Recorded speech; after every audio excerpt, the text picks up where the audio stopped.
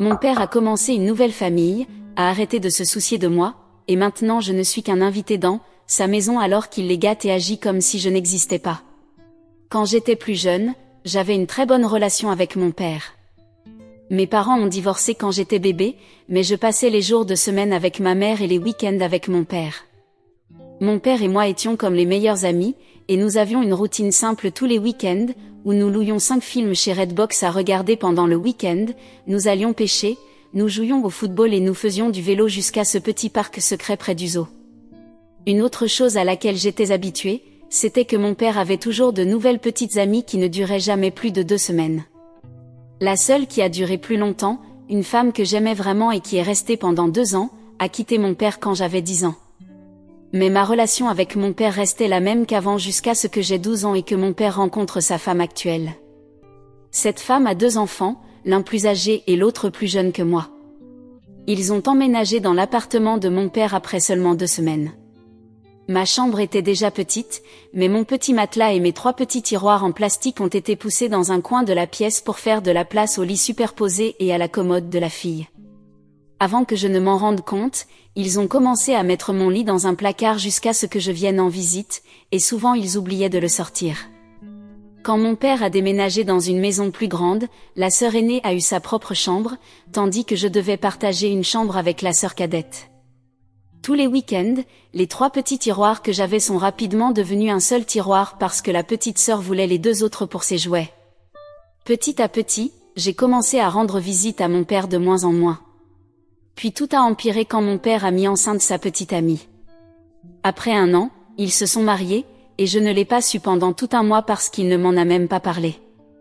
Je ne savais pas non plus que ma demi-sœur était née jusqu'à des semaines après qu'elle soit sortie de l'hôpital.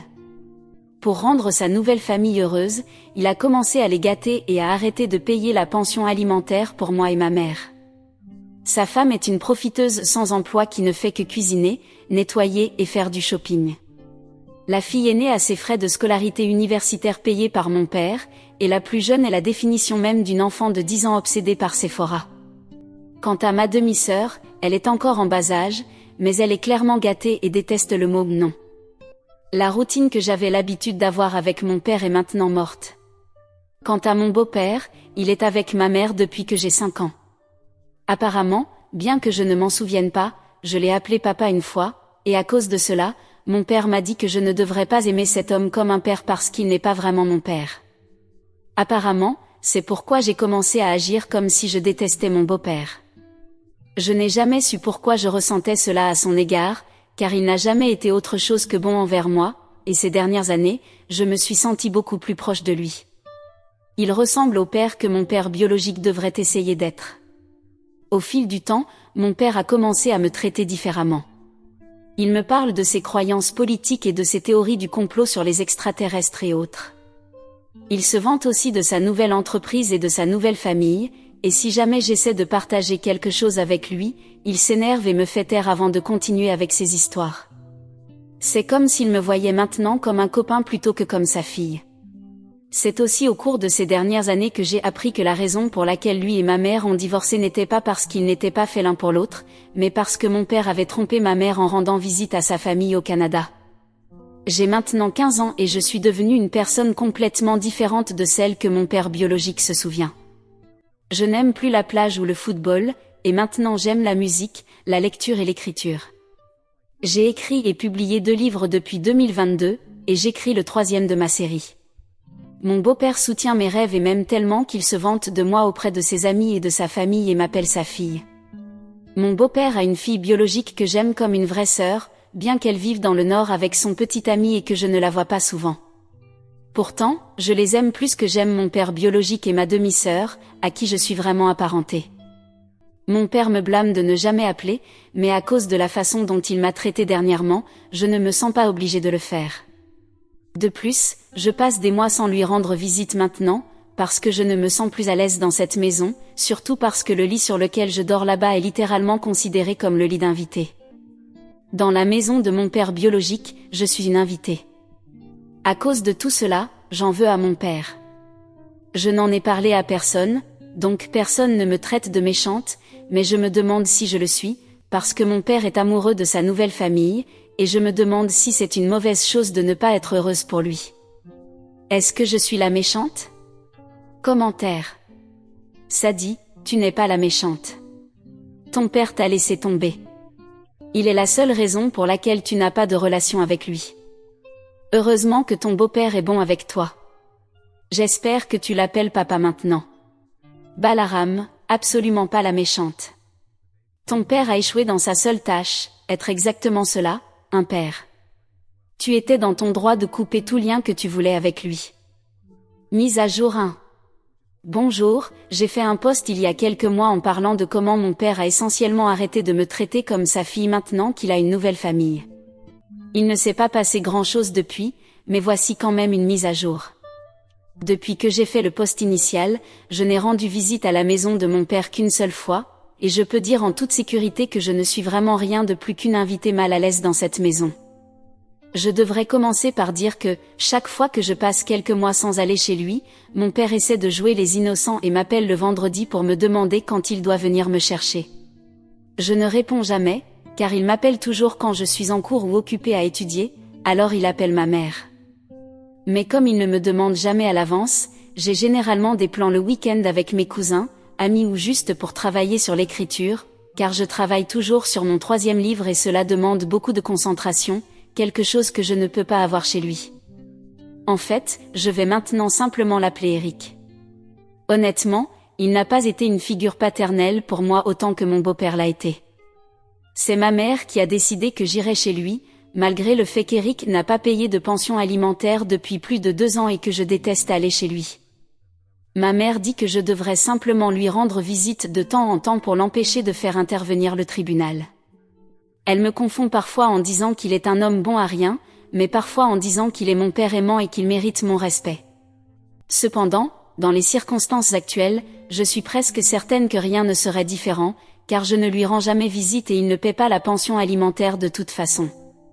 En fait, une fois à Noël, il a acheté plein de nouveaux cadeaux pour sa famille et les a tous emballés, mais des semaines avant Noël, quand je lui rendais visite, il m'a emmené chez Walmart pour que sa femme puisse faire les courses, et il m'a donné $200 en disant « Joyeux Noël, achète-toi quelque chose, et le reste peut être la pension alimentaire ou peu importe. » J'ai acheté 2 livres, mais le reste de l'argent, qui était censé être la pension alimentaire, était loin du montant qu'il devait.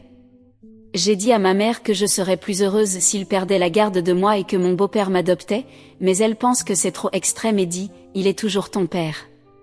Il mérite ton respect et ton amour. » À propos du week-end où je lui ai rendu visite, mon nouvel Eric est venu me chercher et n'a parlé que de sa nouvelle famille. Il a parlé de la sœur aînée et de son petit ami, de la sœur cadette et des achats qu'elle fait, et de ma demi-sœur qui peut maintenant parler un peu. Je suis restée silencieuse pendant tout le trajet, jusqu'à ce qu'il me pose une question sur l'école, et quand j'ai répondu à sa question, il s'est frustré et est parti dans un discours de théorie du complot. J'ai arrêté de l'écouter pour le reste du trajet après ça. Le reste du week-end n'a pas été mieux. La sœur aînée a fait ce qu'elle fait toujours quand je lui rends visite, elle s'est enfermée dans sa chambre, ne sortant que quand je quittais la maison ou quand j'étais dans la salle de bain, pour ne pas avoir à me parler. Et la sœur cadette avait une de ses amies là, et son amie a jeté ses affaires sur mon lit et était assise dessus, car c'est le lit où elle dort quand elle fait des soirées pyjama. La femme d'Eric a fait un mauvais travail en cachant à quel point elle était dérangée par ma visite. Plus d'une fois, elle était complètement choquée de ma visite parce qu'Eric ne lui avait pas dit, alors elle ne pouvait pas être en désaccord. De plus, la majeure partie du week-end consistait pour Eric à m'emmener et ma demi-sœur dans un terrain de jeu pour qu'elle puisse courir avec ses amis. Je m'asseyais sur un banc pour lire, mais je n'avais pas beaucoup de temps pour moi, car Eric continuait à partir et me disait de garder un œil sur ma demi-sœur, qui est une enfant sauvage et capricieuse. Je ne suis pas une baby-sitter et, même si je suis douée avec les enfants, cela ne signifie pas que j'aime mettre de côté mon propre temps pour m'occuper d'eux quand ils ne sont pas ma responsabilité. J'ai dû passer 2 jours dans le pur chaos ou l'inconfort, et j'ai dû parler avec ma mère du fait que je ne voulais plus y aller. Elle a dit que ça allait et qu'elle ne m'obligerait plus à y aller, mais comme elle a déjà dit cela avant, je ne la crois pas. Je n'ai vraiment personne à qui parler de tout ça, et toute cette situation me stresse parce que je ne me souviens pas que mon père ait jamais été aussi heureux qu'il l'est maintenant, et parfois j'ai l'impression que je devrais être heureuse pour lui. Je ne sais pas quoi faire, et tous les conseils sur ce que je pourrais faire seraient utiles. Tous ceux qui ont commenté mon dernier post jusqu'à présent ont dit que je ne suis pas la méchante et qu'Eric n'agit pas comme un père devrait, mais il me contacte encore de temps en temps et dit que je suis sa petite fille qu'il aime. Honnêtement, je pleure presque chaque fois qu'il dit ça, parce que ça me rappelle comment on était avant. Est-ce que je réfléchis trop à tout ça ou est-ce que je réagis trop? Que devrais-je faire? Est-ce que je suis la méchante ici parce que je ne suis pas heureuse pour mon père? Commentaire. Catch-FT, tu devrais le dire à ta mère. Plus elle te force à aller chez ton père, plus cela va ruiner ta relation avec elle, car elle n'écoute pas ce que tu veux et comment tu te sens. Tu devrais aussi lui dire que tu ne fais plus confiance à ce qu'elle dit, car elle t'a déjà dit qu'elle ne te forcerait plus à y aller, mais elle le fait quand même. Si tu ne peux pas parler à ta mère, aie une discussion en tête-à-tête avec ton beau-père et vois s'il peut t'aider en ce qui concerne ta mère. Mise à jour 2. Bonjour à tous, ça fait seulement quelques jours depuis mon dernier post.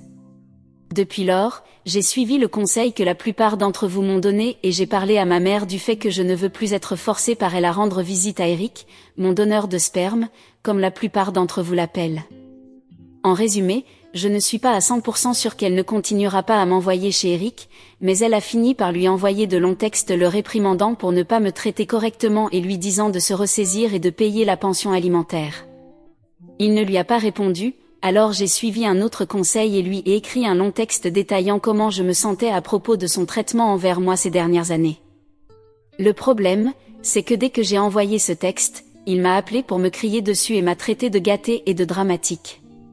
Il a dit que c'était de ma faute si nous n'avions pas de relation, puisque je ne lui rendais plus visite ni ne lui parlais. Et parce que j'ai mentionné la pension alimentaire non payée, il a dit que je ne le contactais que pour de l'argent. J'ai failli pleurer pendant cet appel et j'ai fini par lui raccrocher au nez. Il a envoyé quelques textos énervés à ma mère aussi, mais plus tard dans la journée, il a laissé un message vocal sur mon téléphone disant « Je suis un peu à court d'argent en ce moment. Je suis complètement fauchée. Tu sais que je t'aime, non? Le fait est que je sais que c'est un mensonge, parce que je vois toujours ma demi-sœur faire des vidéos TikTok montrant les produits Sephora et d'autres trucs chers qu'il lui achète tout le temps. Je pense que j'en ai fini d'essayer. Certains d'entre vous ont suggéré de demander de l'aide à mon beau-père. J'aimerais pouvoir le faire, mais quand j'ai demandé à ma mère à nouveau s'il pouvait m'adopter, elle a dit quelque chose qui m'a absolument écrasée. Apparemment, mon beau-père lui-même a dit qu'il ne sentait pas qu'il devrait m'adopter.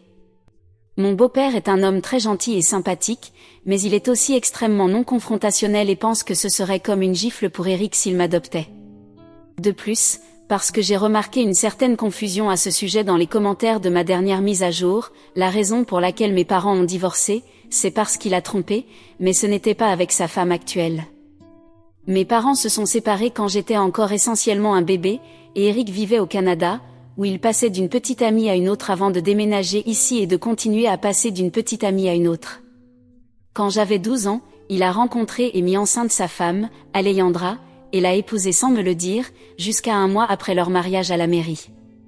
Aussi, certains d'entre vous ont demandé quel âge j'ai. J'ai 15 ans. Cela semble ridicule que j'ai ce stress à mon âge, et je ne peux vraiment en parler à personne. Je ne peux pas parler à mon beau-père parce qu'il travaille toujours, et je ne suis qu'avec lui quand ma mère est là aussi. Et je n'aime pas lui parler parce qu'elle me dit toujours que je suis trop jeune pour vraiment ressentir ce que je ressens. La dernière fois que j'ai essayé de discuter de ma santé mentale avec ma mère, je lui ai demandé si je pouvais commencer à voir un thérapeute, et elle a dit que les thérapeutes sont stupides et que je peux simplement lui parler ou prier Dieu si quelque chose ne va pas. Je ne suis pas très religieuse, et lui parler de tout ce qui est sérieux me rend profondément mal à l'aise. Ce n'est pas que je ne l'aime pas, puisqu'elle est ma mère, après tout, mais elle est assez intense et intimidante. Mon père ne m'a pas recontacté depuis son message vocal, et franchement, je ne veux même pas penser à lui pendant un bon moment maintenant. S'il se rend soudain compte à quel point il a tout gâché avec moi et s'excuse, alors peut-être que j'essaierai de reconstruire notre relation. Quant à mon beau-père, il ne veut peut-être pas m'adopter, mais il m'appelle toujours sa fille, jamais seulement sa belle-fille, et je me sens vraiment aimée par lui. J'aime ses parents comme s'ils étaient mes propres grands-parents, et toute sa famille est si chaleureuse et aimante. Je ferai peut-être une autre mise à jour si quelque chose d'autre se produit, mais pour l'instant, je vais simplement me concentrer sur l'école et mes livres. Peut-être que maintenant que je comprends qu'Eric ne se soucie vraiment plus de moi, je peux enfin me concentrer sur la fin de mon 3e livre. J'ai dédié mon 1er livre à lui, et je ne le regrette honnêtement pas. J'ai dédié ce livre au père qu'il était autrefois. Ce n'est pas comme s'il allait jamais lire ce livre, puisqu'il ne pense pas que ce soit intelligent que je veuille être écrivaine, mais je m'en fiche. J'en ai fini. Merci à tous ceux qui m'ont donné des conseils et m'ont dit que je n'étais pas la méchante. Je me sens tellement mieux avec ces assurances. Merci. Commentaire. Tini-Badenser, je répondrais que peut-être qu'il arrêterait d'être fauché s'il ne gâtait pas sa nouvelle famille et ignorait ses obligations envers sa véritable fille. Et dis-lui qu'honnêtement, il n'a pas agi comme mon père depuis des années, alors arrêtons de faire semblant, et il peut être heureux avec ses remplaçants, parce que j'en ai fini d'être ignoré et piétiné par quelqu'un qui ne veut évidemment pas de moi là-bas. Jess-Balander, tu dis que ton père t'a envoyé un message disant « Tu sais que je t'aime, n'est-ce pas ?» Tu devrais répondre non, non je ne sais pas du tout. Je sais que tu dis que tu m'aimes, mais tu ne m'as jamais montré cet amour. L'amour n'est pas juste un mot que tu peux me jeter comme on jette un os à un chien. L'amour est un sentiment de soutien et de sécurité. C'est une connaissance profonde d'une acceptation totale. C'est le mouchoir quand je pleure, le frottement du dos quand je suis triste ou blessée. C'est ce clin d'œil à une blague partagée et un câlin de joie et de célébration glorieuse. Ça, cher papa, c'est l'amour. C'est ce que j'attends et ce dont j'ai besoin de toi. Telles que les choses sont, tu es une déception horrible et un père terrible. Mise à jour 3. Bonjour à tous, ça fait environ 9 jours depuis ma dernière mise à jour. Je veux juste dire merci à vous tous pour votre soutien et vos conseils. Il y avait beaucoup de gens qui posaient des questions similaires, et tout était un peu accablant, donc je n'ai répondu à aucune d'entre elles directement, mais je vais répondre à ces questions ici avant d'aborder la raison réelle de cette mise à jour. Donc, beaucoup d'entre vous disaient que je devrais parler à un conseiller scolaire ou quelque chose comme ça. Le problème, c'est que je fais l'école à domicile virtuel, et ma mère travaille beaucoup à la maison, donc honnêtement, j'ai un peu peur d'essayer ça. De plus, même si je parlais à mon conseiller sans que ma mère soit là pour entendre, je ne fais vraiment pas confiance aux adultes pour garder ce genre de choses pour eux-mêmes. Je sais que ça semble un peu bête et paranoïaque, mais c'est vraiment comme ça que mon cerveau fonctionne. Beaucoup d'entre vous ont également dit que je devrais parler de la question de la thérapie avec ma mère à nouveau, mais je sais avec certitude que cela ne fonctionnera pas. Ma mère ne croit vraiment pas en la thérapie et croit que prier Dieu ou me prêcher sur la Bible va tout résoudre. Quant à mon beau-père, j'aime ce gars comme un vrai père et je le considère comme mon vrai père, même s'il ne veut pas m'adopter, mais il n'a vraiment aucune aide à offrir sur la question de la thérapie non plus, parce qu'il est toujours d'accord avec tout ce que ma mère dit pour éviter les disputes. Mais je vais bien maintenant, et je pense honnêtement que les choses vont commencer à s'améliorer. Et je pense cela parce que je suis presque sûre que ma mère va enfin demander la garde exclusive et la pension alimentaire ordonnée par le tribunal. Une chose que je pense que j'aurais dû clarifier, c'est que mes parents ont réglé leur accord de garde et de pension alimentaire entre eux lorsqu'ils ont divorcé. L'accord est que je passe les week-ends avec mon père et qu'il paie $100 par semaine à ma mère. Je suis presque sûre que mon père n'a respecté cet accord que pour se donner une bonne image jusqu'à ce qu'il puisse terminer son processus de légalisation aux États-Unis, puisqu'il était autrefois un immigrant du Canada. Une fois qu'il a été légalisé, il a arrêté de payer la pension alimentaire et a commencé à gâter sa nouvelle famille. Quoi qu'il en soit, je suis allée chez mon père le week-end dernier. Cette fois, ma mère ne m'a pas forcée, et j'ai vraiment décidé que je voulais y aller parce que je voulais donner à mon père une dernière chance. Il est venu me chercher chez ma mère, et nous n'étions pas descendus de la rue avant que nous ne nous disputions. Je lui parlais avec enthousiasme d'une idée d'entreprise que j'avais, où je pourrais faire des boîtes de livres et vendre des livres avec des colliers DY et des marques page peint à la main qui correspondent aux couvertures de livres, et il me disait que mon idée était stupide, non rentable et une perte d'argent et de temps. C'était 1 heure de route jusqu'à chez lui, et il devenait politique ou en colère à chaque petite chose que je disais. Quand je lui ai dit que je pensais à postuler à des universités comme Harvard ou l'université de Chicago à l'avenir, il a commencé à crier sur tous les immigrants cubains et mexicains dangereux à Chicago et a commencé à dire que Harvard est une perte de temps, car c'est aussi bon que n'importe quelle autre université, mais les gens riches y vont, c'est pourquoi c'est si célèbre. J'ai fini par crier sur lui qu'il ne pouvait pas agir si hautain envers les immigrants non blancs, parce qu'il était lui-même un immigrant il n'y a pas si longtemps. De plus, je ne comprends jamais pourquoi mon père est toujours si raciste envers les personnes hispaniques, alors que ma mère et sa femme actuelle sont toutes de Latina. Il est passé d'un coup de gueule à un autre, et j'en avais tellement marre que, au lieu de rester silencieuse comme toujours, j'ai vraiment argumenté en retour. À cause de cela, mon père a passé tout le week-end à se plaindre de ma mauvaise attitude. J'en ai parlé à ma mère. Je pense que le dernier clou dans le cercueil qui l'a finalement poussé à vouloir la garde exclusive, c'est quand je lui ai parlé d'un discours que mon père a fait sur la différence entre les hommes et les femmes. J'ai fini par mémoriser et écrire tout ce qu'il a dit et l'ai envoyé par message à ma mère. Je lui ai demandé de ne pas lui en parler, mais elle était furieuse contre lui. Voici quelques-unes des choses qu'il a dites. 99% des femmes veulent s'accrocher à des hommes riches. Presque toutes les femmes sont cupides et déloyales. Les hommes n'aiment pas les femmes qui réussissent et qui sont indépendantes parce qu'elles sont orgueilleuses et autoritaires. Il est plus important pour une femme de respecter son mari que pour lui de la respecter. Il est faux pour les femmes de gagner plus que leur mari. Et bien plus encore. Et puis il a souri et a dit, « Mais tu es l'exception, jolie fille. » Il s'est passé tellement plus juste le week-end dernier, comme lui disant que certains de mes amis garçons ne comptent pas comme de vrais hommes, puisque certains d'entre eux sont gays, et essayant de me dire que mon opportunité de bénévolat cet été en République dominicaine est une mauvaise idée, puisque les gens là-bas sont différents, même si le côté de la famille de ma mère vient de là. Je ne vais pas énumérer toutes les choses agaçantes qu'il a faites, et j'en ai enfin fini. C'était sa dernière chance, et il l'a gâchée. Je veux juste dire que je suis presque sûre que ma mère ne m'enverra plus là-bas. Elle a passé toute la matinée à chercher mon certificat de naissance, car elle se demande si elle en a besoin pour le tribunal. Elle veut m'avoir à temps plein et que mon père paie la pension alimentaire. Actuellement, il doit beaucoup de pension alimentaire, et le faire contribuer financièrement m'aiderait beaucoup à me préparer pour l'université. Aussi, je n'ai pas mentionné les noms de mes livres dans les autres posts.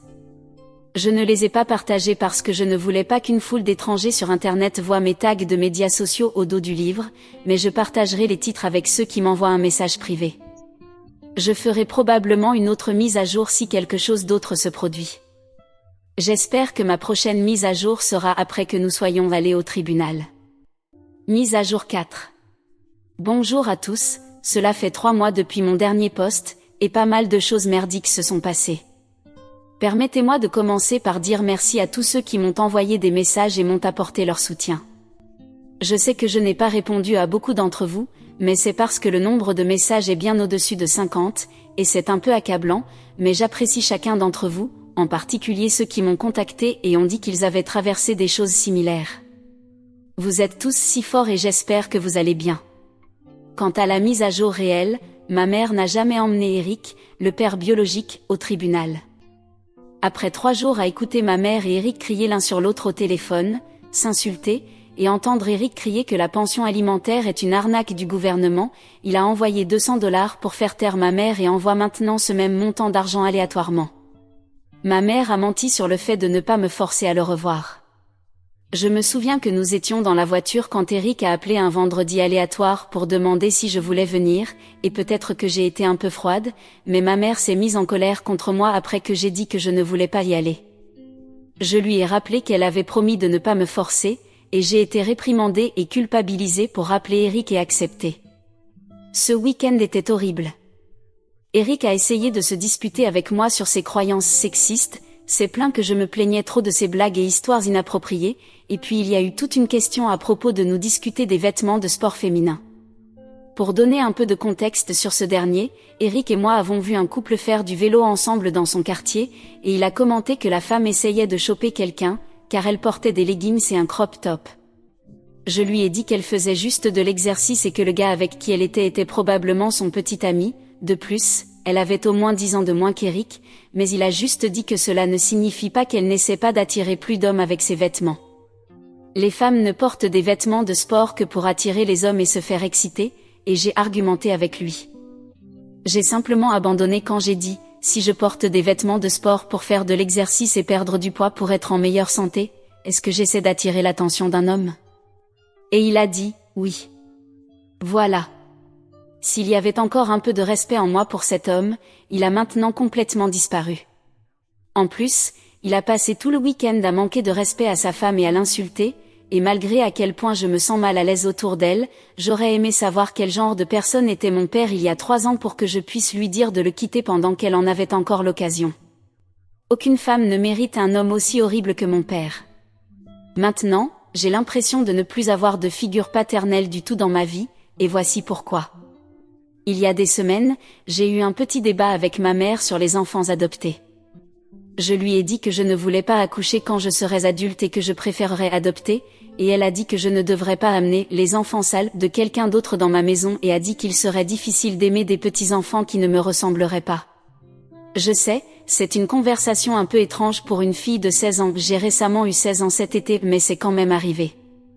Quand j'ai demandé l'avis de mon beau-père, j'ai découvert ce qui est probablement la vraie raison pour laquelle il ne veut pas m'adopter. Il m'a dit qu'il ne pense pas que les enfants adoptés puissent être aimés de la même manière que les enfants de sang. Il a dit que les enfants adoptés ne sont pas aussi aimables. Et j'ai réalisé que malgré le fait de m'appeler sa fille et de parler de moi et de combien il m'aime, il ne m'aime pas autant que ses enfants biologiques. Et aussi, j'ai perdu tout respect pour lui après ce dernier week-end. Il se passe beaucoup de choses dans ma famille, et ma mère essaie de me cacher tout ça, donc mes cousins sont ma seule source d'information. J'ai passé le week-end avec ma cousine aînée, 21 ans, et une autre de mes cousines, 20 ans, et je leur ai raconté ce que mon beau-père avait dit. Après ça, elles m'ont dit quelque chose qui m'a fait me sentir plus dégoûtée et trahie que jamais auparavant. Mon beau-père a trompé ma mère il y a quelques années, et elle est restée avec lui.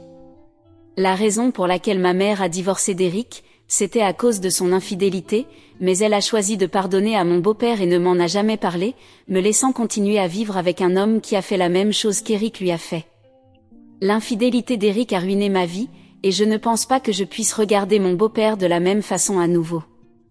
Avant ce dernier week-end, je riais avec mon beau-père et passais du temps avec lui. Maintenant, je suis heureuse que ma mère me fasse passer du temps avec ma grand-mère, car ça signifie que j'ai plus de temps pour digérer tout ça avant de devoir le revoir. Je suis en première maintenant. Je prévois de travailler plus sur des emplois en ligne, de postuler à des bourses d'études et plus encore pour que je sois prête à m'éloigner de tout ça dès que j'entrerai à l'université. Si quelque chose de majeur se produit encore, je ferai une autre mise à jour, mais c'est tout pour l'instant.